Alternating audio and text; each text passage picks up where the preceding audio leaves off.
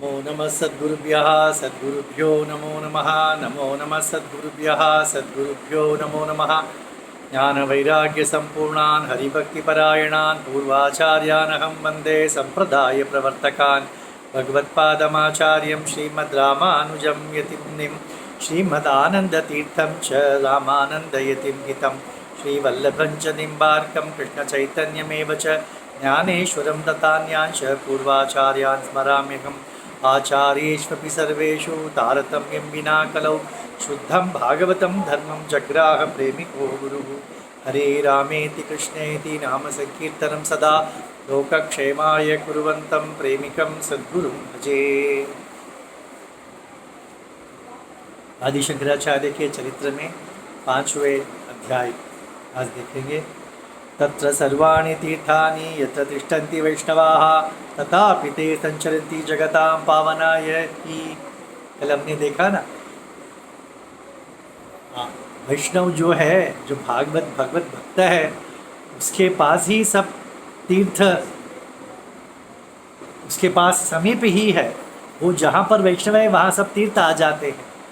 परंतु ये लोग जगत को पावन करने के लिए ये संत, ये मुनि तीर्थ यात्रा करते हैं। गंगा च यमुना चैव नर्मदा च सरस्वती दास्यं कुर्वन्ति भक्तानां वासुदेवस्य सर्वदा। वासुदेव के भक्त हो, वैष्णव हो गए तो ये नदी भी उनकी सेवा करती है, ऐसे श्री अड्डा कहते हैं। भक्तानां चरणौ सेतु, कितना सुंदर वर्णन करते हैं। देखिए, भक्त के श्री विग्रह का वर्णन करते हैं अण्णा। भक्तानां चरणौ सेतु, भक्तों के चरण सेतु है। राम सेतु है ना, तो भक्त के चरण ही राम सेतु है। हृदयम श्रीरंगम, तथा भक्तों का हृदय ही श्रीरंगम है। वाराणसी मुखं चैव, उनका श्रीमुख के क्या है? वाराणसी है, काशी है। और शिरो बद्रिक आश्रम, उनका मस्तक बद्रिक आश्रम है। एवं क्षेत्रमयानां तु वैष्णवानां महात्मनां दर्शनादेव पापानि सद्यो नश्यति सर्वशः। सर्वतीर्थमयो हरि कहते हैं, परंतु यहाँ क्षेत्रमयो भागवत, ऐसा श्री अण्णा कहते हैं कि उनका दर्शन मात्र से सभी पाप नष्ट हो जाते हैं। प्रस्थित तीर्थ यात्राई शंकरो यति सत्तमः, तो तीर्थ यात्रा के लिए निकले थे। श्रीरंग क्षेत्रमागत्य रंगनाथं ददर्शः, कावेरीं पुण्यसलिलां रंगनाथस्य वैष्णवान् दृष्ट्वा तत्रैव संवासमीयेष यमिनाम्बरा। वे तुला मास है, तुला मास में अर्जुन भी आए थे, कहते हैं तीर्थ यात्रा में। तो कावेरी स्नान तुला मास में बहुत ही विशेष है। तो आदिशंकर आए थे श्रीरंगम, कावेरी में स्नान किया, रंगनाथम को देखा, रंगनाथाष्टकम स्तुति समर्पित किया भगवान को। और वो चाहते थे कि मैं श्रीरंग में रह जाऊँ। तो मुझे स्मरण होता है, श्री अण्णा ने भी एक बार प्रवचन में कहा था कि श्री अण्णा भी चाहते हैं कि श्रीरंग में रह जाएं। तो अण्णा कहते हैं, तो भगवान बीते पे नंबरमाण आते हैं और भगवान को, श्री अण्णा को देख के कहते हैं, कैसे हो और क्या करते हो यहाँ? 2-3 दिन हो गया, निकलो अभी, तुम्हारा सेवा के लिए निकलो। ऐसा भगवान के भेज देते, मतलब तुम अभी यहाँ नहीं रहना है, तुम्हें उद्धारण कर, सबका उद्धार करने के लिए जाना है। ऐसे श्री अण्णा स्वयं करते हैं कि ऐसा मुझे नंबर भेज देते हैं, मुझे तो इच्छा है कि श्रीरंग में रह जाओ। इसी प्रकार वही इच्छा श्री अण्णा आदिशंकर के चरित्र में भी कहते हैं। वे भी चाहते थे कि श्रीरंगम आकर कौन भला बाहर जाना चाहेगा। तो इसीलिए कहावत है, सब जगह को भ्रमण करके अंत में श्रीरंगम में आओ, श्रीरंगम आओ, क्योंकि श्रीरंगम में आ गए तो बाहर नहीं जा सकते, पैर बाहर नहीं जाएगा। तो तथापि लोक रक्षा यही पर्यटन जगताम गुरु, तो लोक रक्षण के लिए तो अवतार लिया है उन्होंने, तो चल गए। कांचीम श्री वेंकटचैव श्रीशैलम अगमत प्रभु, कांचीपुर गए, श्री वेंकटनाथ का दर्शन किया, श्रीशैलम चले गए। पुंडरीकपुरम गत्वा पुंडरीशम ददर्शः, पांडुरंग क्षेत्र में आ गए और पांडुरंग को दर्शन किया। भीमारथ्या तटे रम्ये तिष्ठन्तं पुरुषोत्तमम।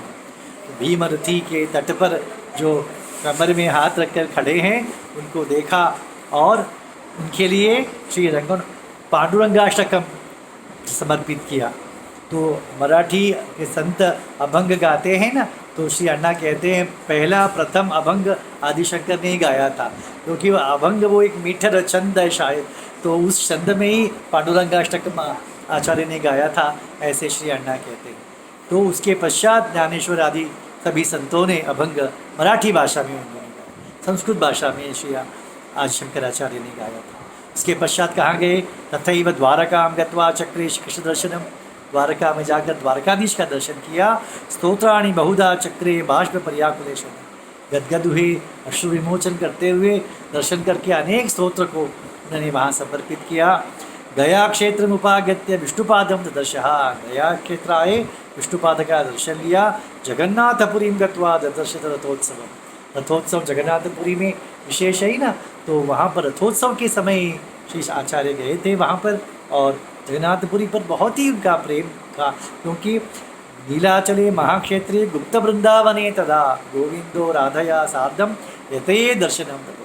तो यो गुप्त वृंदावन है कहते हैं, रहस्यमय वृंदावन है कहते हैं नीलाचल, पूरी जगन्नाथ, वहाँ पर राधा कृष्ण का युगल उनको दर्शन प्राप्त हुआ, साक्षात्कार हुआ, और उन्होंने वहाँ पर जगन्नाथ अष्टकम गाया। नयन पथ गामी, मेरे आंखों के सामने आ जाओ कहते हैं, आ गए थे। तीर्थराजम ततो गत्वा वेणी माधवम आश्रयन, प्रयाग तीर्थयात्रा गए, प्रयाग तीर्थराज गए, वहाँ पर वेणी माधव का दर्शन लिया। तत्रैवोवास सानंदम तिनानि कतिचित यति, कुछ दिनों तक वहाँ रह गए। गत्वा अयोध्याम ततो भक्त्या तात्वा च सरयूतले सरयूजले सीता समेतम श्रीरामम साक्षात तुत्वापि शंकरा। अयोध्या गए, सरयू निर्मल सरयू में स्नान किया, और श्री राम का संत है, साक्षात्कार चिन्मय मूर्ति के रूप में ही साक्षात्कार हो जाता है उनको, नहीं तो भी चिन्मय मूर्ति है, पर हमें देखने को नहीं मिलता है, संत तो ऐसे ही देखते हैं। परमानंद सम्मुग्धः स्तोत्रं चक्रे कृतांजलि प्रार्थयामास सुदृढ़ाम तद्भक्ति वायुपुत्र।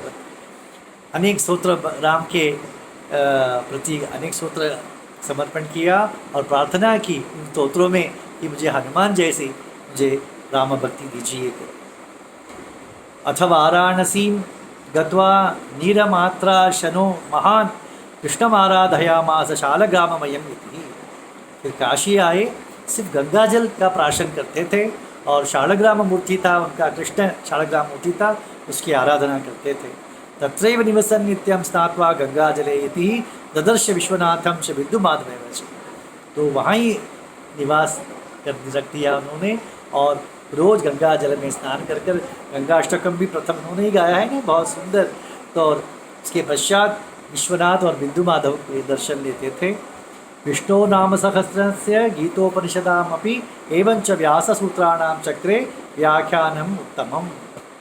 ज्ञानमिच्छेद शंकरा ज्ञानमिच्छेद कहते हैं ना, तो इसीलिए तो वहाँ पर काशी क्षेत्र में रहकर श्री शंकराचार्य ने विष्णु सहस्रनाम, गीता, उपनिषद, 10 उपनिषद सब पर भाष्य, ब्रह्मसूत्र पर भाष्य सब अच्छा, और आविर्भूतस्तदा साक्षात वेदव्यासो महामुनि संप्राप परमं पुष्यम श्रुत्वा व्याख्यान।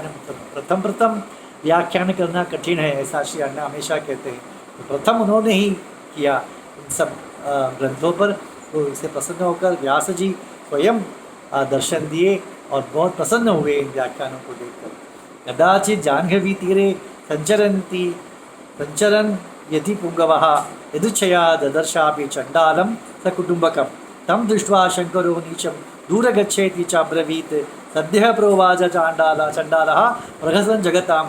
ऐसे गंगा तट तीर पर भ्रमण करते समय उनको एक सामने एक चंडाल कुटुंब सहित अपने पत्नी और 2 पुत्रों सहित उन्हें सामने से दिखाई दिया। तो इनके मार्ग में वो सामने आ गया, तो इन्होंने कहा कि जरा हटो भैया, जरा दूर जाओ। तब वो चंडाल कहने लगा, चंडाल उवाच दूर गच्छेति यद व्यक्तम यद व्यक्तम यद्यद व्यक्तम यद्यद क्या है समझ नहीं आया मुझे। यद व्यक्तम अब्रवीत यद व्यक्तम अब्रवीत त्वम यतीश्वर आत्मानं वा शरीरं वा शीघ्रं वद महामते। आपने तो मुझे दूर जाने के लिए कहा, मेरी आत्मा को दूर जाने को कहा या मेरे शरीर को हट जाने को कहा, जरा शीघ्र ही बताइए। त्वमेवाहम अहम च त्वात्मबुद्ध्या तु पंडित ममापि च तवाप्येवं शरीरम पांचभौतिकम। मैं भी चिन्मय आत्मवस्तु हूँ, आप भी चिन्मय आत्मवस्तु है। हमारे में भेद कहाँ है? भेद तो शरीर का है। हम दोनों के शरीर पांचभौतिक है। शरीर तो पांचभौतिक ही है, उसमें तारतम्य हो सकता है पंचभौत में, परंतु आत्मा में तो तारतम्य नहीं है, हम तो एक ही है। अत्रावयोः कथम भेदम वदसि तम जगद्गुरो संशयम छिंदी में शीघ्रम गच्छामि यच्च यथा तथा।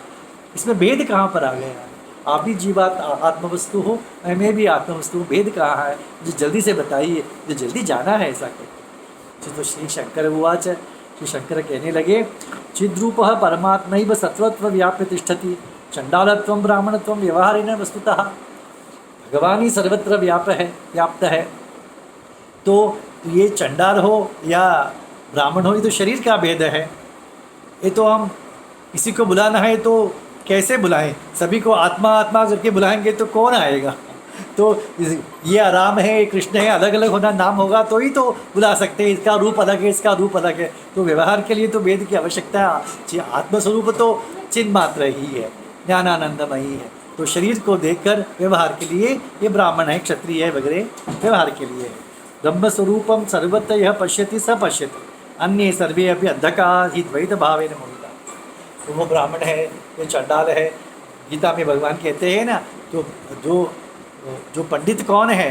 वो हाथी में, चंडाल में, कुत्ता को खाने में, कुत्ते में भी सब सर्वत्र भगवत दर्शन जो करता है वही पंडित है। अन्य सब ये कुत्ता है, ये है, ऐसा शरीर मात्र को देखकर जो भेद देखता है वो अंधा ही है, उसके आँख ही नहीं है, ऐसा आचार्य कहते हैं। अदित्य वेदान अखिलान ब्राह्मणाः कर्मवादिनः यह पश्यति परम ब्रह्म चंडालोपि समय गुरु।